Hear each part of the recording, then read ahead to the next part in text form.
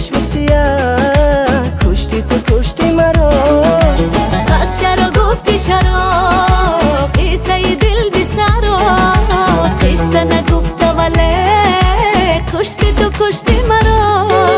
شیرینک من از دلک من نرو نرو، خوشگلک من از دلک من نرو نرو.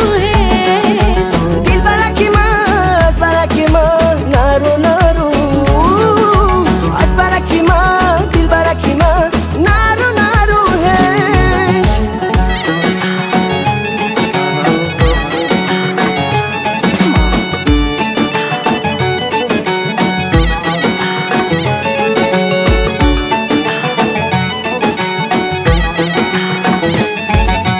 آن تبسمی که تو داری هیچ کسی دیگر ندارد. ای خدا غم و درد هجران بر سر من و تو نیارد. آینده با تو شیرین است، خزان مثال گلشن است.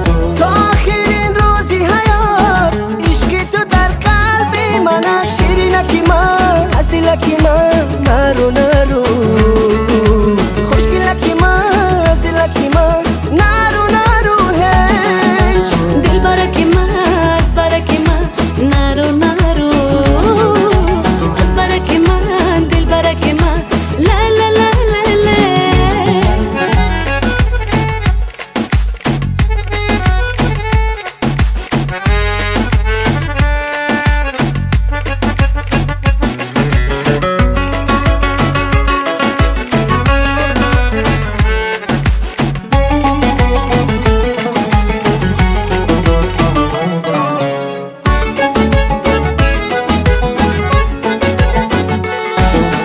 مطمئنم که با فردا لحظه بیرسی بدادم. با چشم خود آه ببینی شکستم از پا فتادم.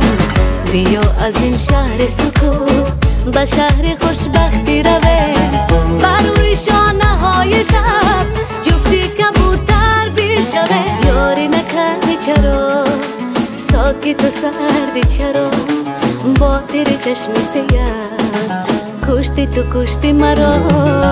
پس چرا گفتی چرا قصه دل بی سرا، قصه نگفته ولی